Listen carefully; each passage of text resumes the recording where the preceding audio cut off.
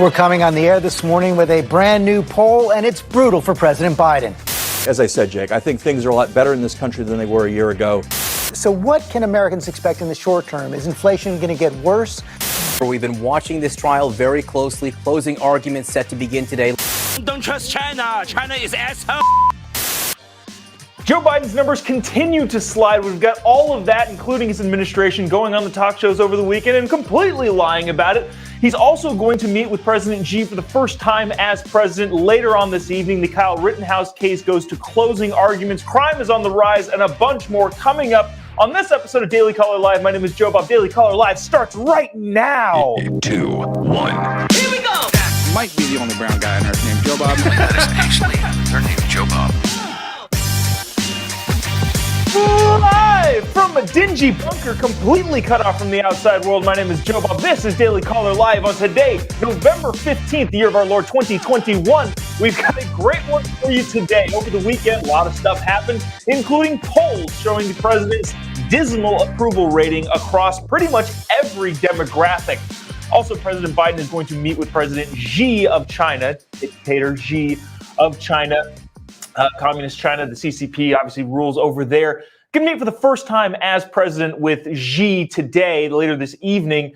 He's also going to sign that bipartisan infrastructure bill later today. A lot going on for the president.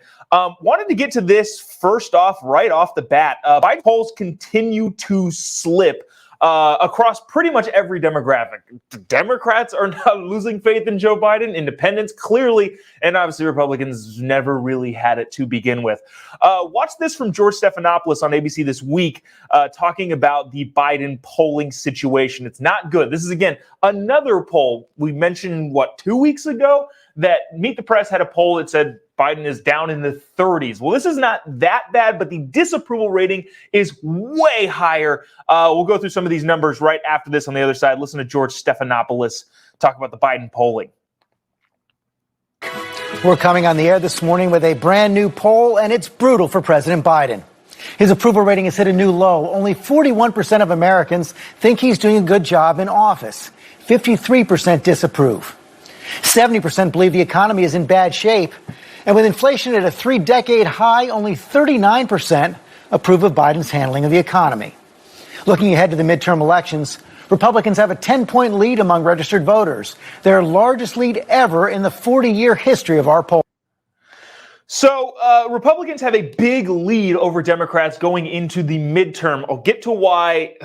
We'll talk about that in a quick second. But the main point being that Joe Biden has lost pretty much the entire country and continues to go down even further. Republicans obviously never polled well for Joe Biden, but independents and Democrats are among the dismal numbers that the president has right now. Independent voters give Joe Biden just a 35% approval. And again, independent voters are the ones who generally swing elections, especially in those tough states or Democrat strongholds.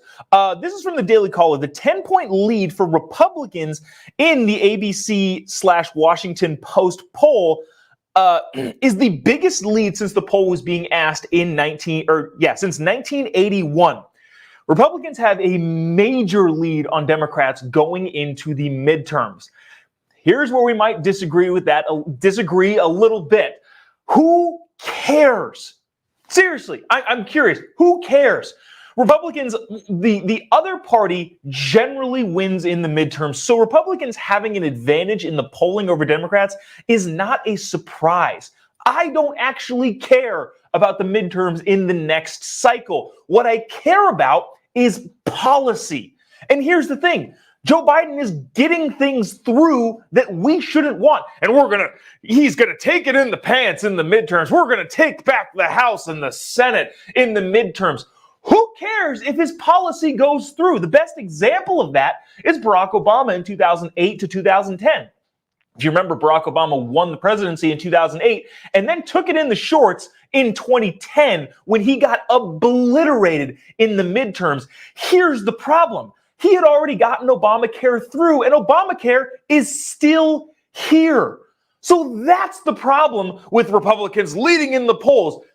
it doesn't matter if Democrats get their legislation through because that's going to stay. And if I were a Democrat and I cared about Democrat platforms and I cared about liberal policy, I would say, yeah, if you guys can have the House. You're not going to repeal any of this stuff.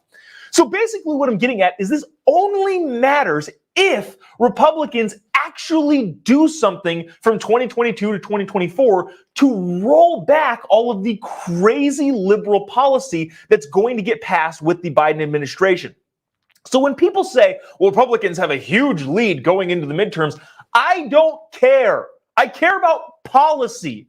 And if history is any proof, Obamacare is any proof, then policy-wise, we are losing. Conservatives are losing right now to Democrats who got this infrastructure bill passed with the help of several Republicans in not only in the Senate, but in the House, who I'm sure got some pretty big carve-outs for their specific district.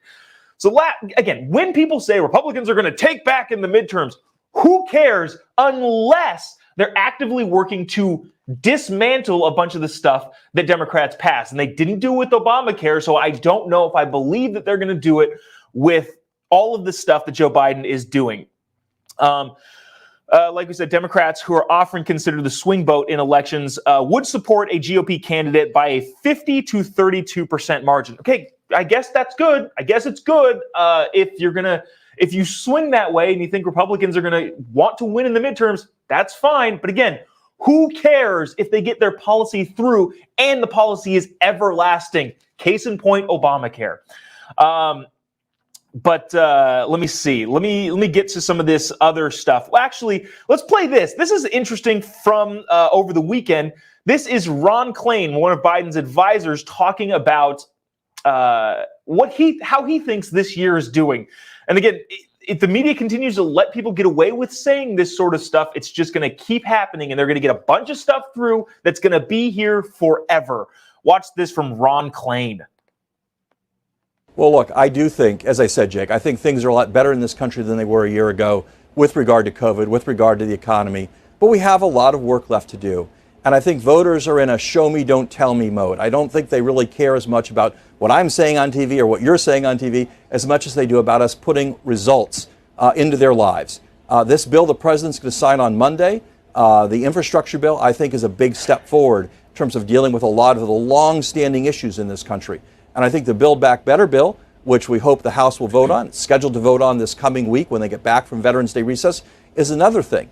Again, I have no objection to voters saying, look, I don't want to just hear speeches about it. I want to see action. So that was Ron Klain, an advisor to the president. But how does he get away with saying that? We were better off than we were a year ago. According to who? Inflation is through the roof. The economy has a huge supply chain backup. COVID hasn't really gotten any better. The fear of COVID hasn't gotten really any better, especially from the left. They still think, oh my gosh, everyone needs to stay in their homes and nobody should be out and about because that will kill everybody in America. But Ron Klain is saying, I think we're better off now than we were a year ago. What? What makes you think that? Again, inflation going through the roof, supply chains crazy backed up. The president completely screwed up the Middle East, and foreign leaders are looking us on it with poor favor. But again, I don't understand how people get away with saying that sort of thing. And you saw the look on Jake Tapper's face when he said, I think we're better off. Jake Tapper, what? He's going to let the guy talk, but holy cow. They're still saying that sort of stuff. Listen to this too. This is also pretty interesting. Inflation is on everybody's mind. Seriously, it's through the roof. You see it every day. Every time you go out, you see the effects of inflation. Like, what are gas prices where you live? I know I've asked this a ton of times before, but gas prices keep going up. It's literally $1.30 more where I live. And that's in California and California, where everything's just more expensive. But yeah, what are gas prices where you live? Because I would imagine it's gone up literally $1.30 with the gas station right across the street from the office complex. It's gotten substantially more expensive.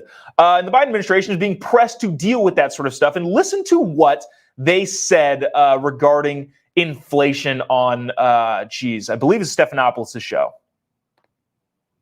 So what can Americans expect in the short term? Is inflation going to get worse before it gets better? Is there anything President Biden can do in the short term? We're focused on how to address this in the short term and the medium term, George. In the short term, number one, we have to finish the job on COVID. We know that the more that people feel comfortable getting out into the economy, going to movies rather than buying a television at home, working in the workplace, the more we can return a sense of normalcy to our economy. Getting those shots out for 5 to 11-year-olds is going to provide a lot of comfort to American families. We're making a lot of progress on that front. Getting more workplaces COVID-free is going to make more Americans comfortable getting back into the labor market as well. The second thing we can do right now is focus on these supply chain issues. You know, right now, the American economy is moving more goods through the economy than we ever have. But that's creating some challenges. We're working with the ports in LA and Long Beach, getting them to go 24/7, and getting right to work in implementing this historic infrastructure bill. So that guy, again, from the Biden administration said some wrong things a lot. And again, I'm not talking about wrong things in terms of his opinion on things, just factually wrong. He said, how are we going to stop inflation? George Stephanopoulos asked. And he said, well, we need to get more kids the COVID shot. What? Is that a solution to stopping inflation? That was his first point that he made. Well, if we get more people the shot, they'll feel more comfortable going outside. Well, the reason people feel uncomfortable going outside is because you're scaring them half to death about facts that aren't true and things that aren't actually as scary as the administration wants them to believe. Remember Joe Biden when they talked about we're going to get vaccinated kids now and we're going to mandate kids vaccines to go to school. That Gavin Newsom said that, not Joe Biden. But when they said that, they said parents can feel safe, even though this entire time parents should have felt safe. Kids, thank God, are at almost zero risk to this stupid China Communist Party bat fever that is going around. But again, that's the way we're going to stem inflation? It doesn't make any sense whatsoever what they're talking about. Also, he started talking about the ports. The ports are operating at 24 hours a day. No, they're not. There has been so much reporting. Lester Holt had on his show the other day, I think it was even like a week ago. Yeah, there are a lot of ships here that aren't actually getting unloaded. The Biden administration said, well, we've negotiated with the longshoremen's unions and they're going to be working 24 hours a day to make sure this crisis is averted. But that's not happening. There was a reporter that took a boat around the harbor and he said that there were like 3 cranes that he saw actually working in the 3-hour boat ride that he had. So when the Biden administration says we're working on this, I'm not seeing any effects. I don't know if you are either. We asked about gas. Mark said $2.79 in Nashville was $1.67 when Trump left office. Kathleen, I'm not sure where she lives, but it's $3.39 there, almost $4 in Indiana. And it's keep going up. Brian says $1.95 last year, $3.39 this week. Gas prices going absolutely insane in a lot of different places around the country. Want to jump to this. Kyle Rittenhouse case, if you've been following this, is going into closing arguments today. Actually, like right now is when they have their closing arguments. I know a lot of people are taking it live, and I think there's probably people that are jumping off and watching those closing arguments elsewhere. But we'll have a lot more of that for tomorrow. But I kind of wanted to just talk about a couple different things from the Rittenhouse case that have been eye-opening, to say the least, and especially how your lefty liberal media has handled this. On Friday, when we were on the show, we talked about Kyle Rittenhouse is guilty. Hashtag Kyle Rittenhouse is guilty was trending on Twitter with 60,000 tweets in the night. If you're not sure, if you're not familiar with how Twitter trending works, 2,500 tweets can get you like trending on Twitter. But 60,000 people used the hashtag Kyle Rittenhouse is guilty. Now, if you've been watching the case at all, you know that that's not true in the least. There's no evidence to support the fact that Kyle Rittenhouse should be guilty of murder, which is what he's being tried for. So with that in mind, How are there so many people who are using that hashtag, Kyle Rittenhouse is guilty? Well, we played a bunch of clips last week of the media going absolutely nuts and saying things that are just factually not true.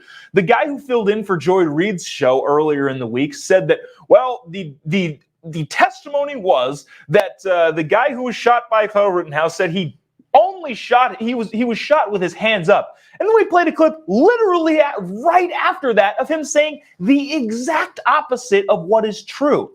So here's the problem with that. We've all seen how the left reacts when things don't go their way. I don't know. What did you see happen last year when a bunch of the liberals took to the street for equality and justice and burnt down entire cities because no one was keeping them at bay? If that happens again in this case, we know exactly who to blame, and it's your lefty media that continues to push factually incorrect things about the Kyle Rittenhouse case. Kyle Rittenhouse is going to get acquitted of murder. The judge just a couple minutes ago, this is breaking, judge dismisses the gun charges against Kyle Rittenhouse. The possession of a dangerous weapon by a person under 18 has been dismissed. So now he only faces 5 charges.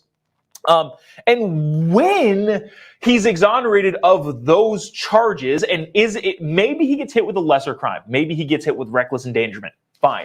But when he's found not guilty of murder, if the streets erupt, we know exactly who to blame for that. Now, hopefully, all of your major metropolitan areas learned from the last year that you need to keep these protests that turn into riots very quickly at bay with a massive police force. Hopefully, those cities have learned that. But if there's any sort of violence in the street, it's specifically because outlets like MSNBC is trying to make it happen with the way they cover this. Again, it is absolutely ridiculous how it's being covered. And part of the way that we know this is there's an insane amount of people who are on the internet and on your cable media outlets saying that they were surprised to find out that the 3 people that Kyle Rittenhouse shot, the 2 people that he killed, were white people. This is a white guy shooting white people over racial issues.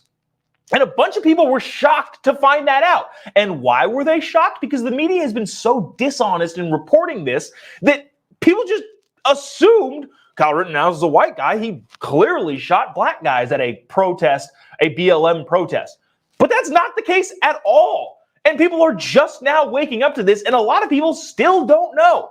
All they know is that Kyle Rittenhouse is guilty. That's the only thing that they know. And if they actually decide to take to the streets with that in mind, it's because of the media. The media is pushing them in one direction for political purposes and thinks they control the mob. They can control the mob if it gets out of hand. They cannot. Somebody also tweeted this, and I thought this was an interesting take. I know one thing for sure. If Rittenhouse was black and the people he shot were black, nobody would be talking about it because that happens every single day in America, and it goes uncovered by the media. But again, such is the case of these show trials that continue to happen in the American public eye. Speaking of crime is on the rise all across the country. Professional crime, so to speak, too. This is interesting. This is coming out of Los Angeles. And again, if you're not from California, I know most of you aren't in California. I think I was watching the analytics on this show, and I think most people who watch this are in Texas and Florida. And hopefully, Beto O'Rourke just announced he's going to run for governor in Texas. So if you're in Texas, if Beto O'Rourke does pull it off and becomes the governor of Texas, this story is what you can look forward to. I know we cover a lot of California. I'm in California. California is a laboratory of democracy, and everything currently going wrong is specifically the fault of the overwhelming Democratic presence in California. So that is why we're covering it. The reason why we're covering this right here is so that you can know what not to do in your state. Again, Beto O'Rourke running against Greg Abbott for the Texas governorship. If he wins, this will come to your streets. Los Angeles is seeing a trend in follow home robberies targeting people based on their cars and jewelry, the police say.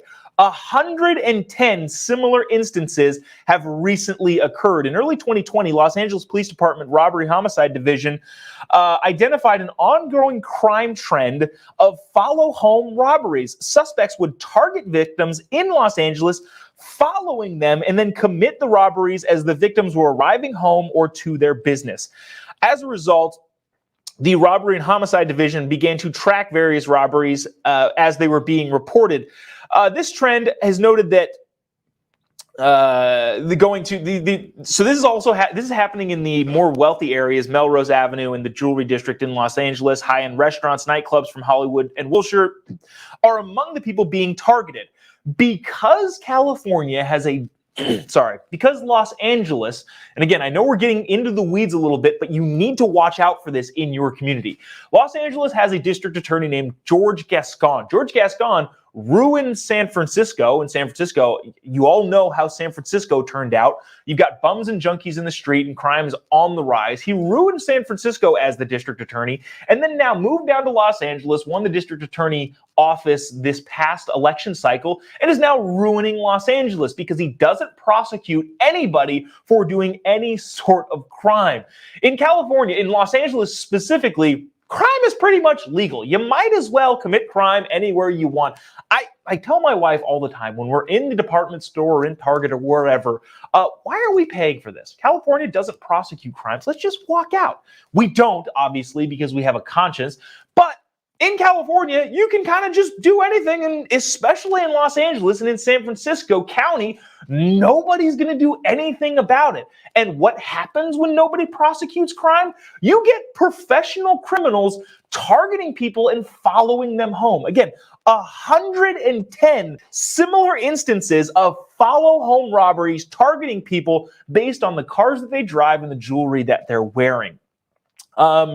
Fortunately, the DAs in both LA County and San Francisco County are facing recalls, but too little too late. This is a stat that I found from PragerU over the weekend too. Homicides are up 22% in New York City from 2020 to 2021. They're up 22% in Chicago, 27% in Los Angeles, 35% in Washington, D.C., 40% in Philadelphia, 56% in Minneapolis, and 800% homicides are up year to year in Portland. And again, this is strictly based on the feeling that people can just do whatever they want now. Society is officially crumbling due to a lot in part by the national media and how they cover these stories. And the unicorn writing, everything will be fine. People won't commit crime if there's no jails. That sentiment that's coming out of the federal government and permeating its way down to localities. But again, murder is on the rise and crime is on the rise across the country. And again, I don't mean to scare you, but it is a Monday. You should be on your toes, start of the work week. It's just happening. We're going to have to deal with it some way or another. Last thing I want to get to today is this. Joe Biden is meeting for the first time with President Xi. President Xi being I don't know why we call him president. A lot of your dictators around the world like to use the terminology that the U.S. uses. And for some reason, we parrot what they want to be called. President Xi is not a president in the sense that we view a president. He's a dictator. That's what he is. I don't get to why he says that there. I can only imagine Joe Biden is going to be asking President Xi, where's Hunter? But they're set to meet virtually. President Xi hasn't left China in months, which is an interesting kind of side story to begin with. But this is from CNN. Biden enters the talks at a politically weakened moment. His party fared poorly in off-year elections this month in Virginia. The polls continue to show his approval rating, like we talked about in the beginning of the show, is taking an absolute tumble, and it's some of the lowest levels of his presidency. That is in sharp contrast to President Xi. I'm using it. See, I'm using the words now. I should say dictator Xi. Xi Jinping, again, in China is he's not a dictator. I don't know what he is. But we continue to parrot the terms that they want us to use and say President Xi. Xi Jinping, who consolidated power in China, was cemented last week when the Chinese Communist Party adopted a landmark resolution elevating him to the stature of his two most powerful predecessors, Mao Zedong and Deng Xiaoping. Basically, the Chinese Communist Party said to Xi Jinping, the dictator of China, "You are on the same level as Mao." Which is not good for the rest of the world. Basically, that means he's going to be the president / dictator for the rest of his life. There's no term limits now in China. They got rid of those a couple of years ago. And given the fact that they've elevated him to a historical figure, he's going to be there for the duration of his life, which is, case in point, a dictator, which is why we should call him a dictator, not a president. Nearly every issue Biden is focused on, domestically and internationally, is a nexus to China. Supply chains are driving inflation at home and can be traced in part to shortages in Chinese plants. Combating climate change, which I don't care about, but Democrats do a lot, requires buy-in from Xi. This is my biggest thing when it comes to climate change. The United States kneecapping our economy and completely getting rid of CO2 emissions doesn't do anything if China and also India continues to pollute at the rates that they're polluting. The United States accounts for 13% of emissions. If we completely cut that off, it's not going to make a dent. China, I think, according to MIT, built more coal plants this last year than all of the combined globe did in the same time frame.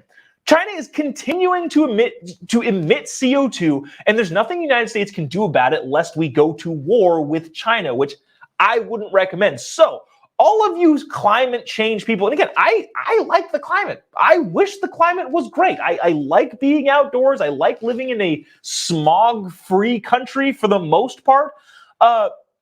I don't want the environment to take a tumble, but when you're super woke ideologues continue to push, we have to do everything we can to stop climate change. Well, everything we can is going to war with China and going to war with India, because unless they do something about their CO2 emissions, us doing anything about it isn't going to make a dent. And there is the argument that says, well, we should lead by example. Well, I'll be the first one to tell you that China isn't going to follow our example. That is not in line with Chinese thinking when it comes to the Communist Party in China. So there's the climate change thing. Xi has shown some willingness to partner with Biden on that issue. Again, he's lying about it. Xi Jinping has shown some interest in partnering with Joe Biden on the climate change issue. Yeah, he's lying about it. They continue to lie about it. China says, oh, yes, we are going to do this, this, this, and this. And then they don't, and nobody does anything about it.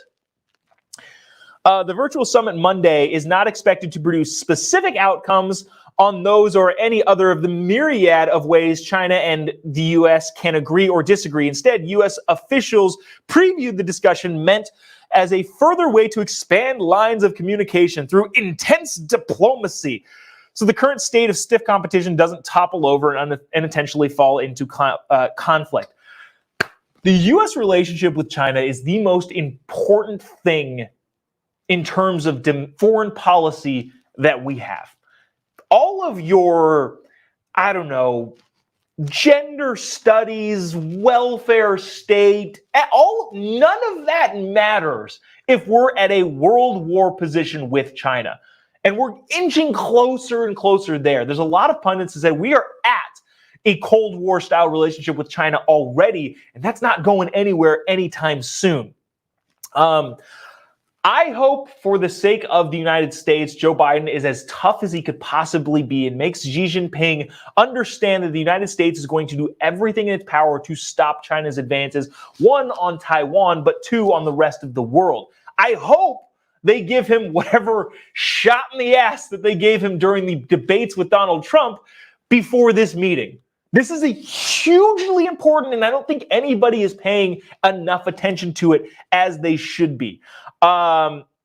to kind of, I guess, end this segment on a little bit of a lighter note, do you remember this clip from the Trump presidency? This is how a lot of Chinese people feel about how the United States should interact with China. Watch this. This is a little bit funny. Saying Donald Trump, do you think he should step in? Donald Trump don't trust China. China is asshole. Well, there you have it. Some sound advice from someone who does not support the way Xi Jinping is ruling China and his advances to try and take over the rest of the world. I want to end things on a little bit of a brighter note. This is kind of a dreary Monday, but again, it is Monday. You can kind of expect dreariness for the start of your work week, dragging your feet into work thinking, another Monday. This was some hilarious tweets from Elon Musk in an exchange with Bernie Sanders over the weekend. I'm going to make this big so you can see it. Bernie Sanders, the socialist from Vermont, senator of the United States, said this: "We must demand that the extremely wealthy pay their fair share in taxes, period."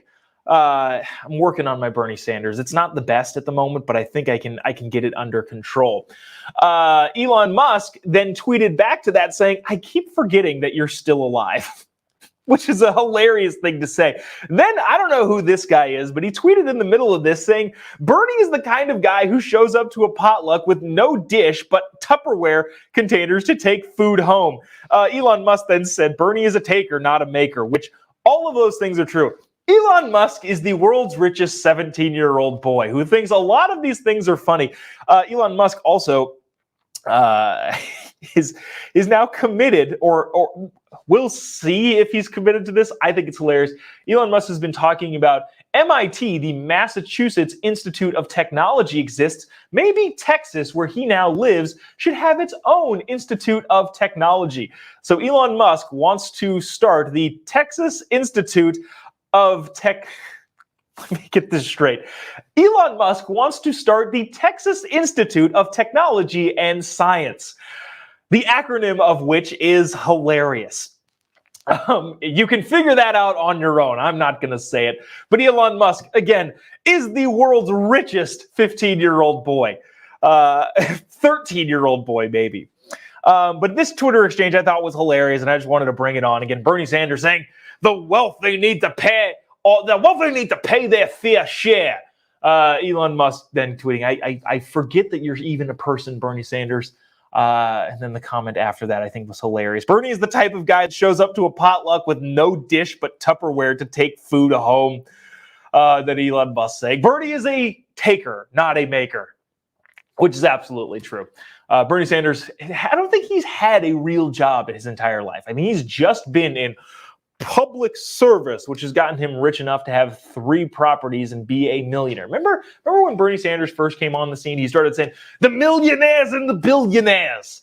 Now he's only saying the billionaires because he himself is, in fact, a millionaire. He doesn't want to, ruffle any feathers within his own domain.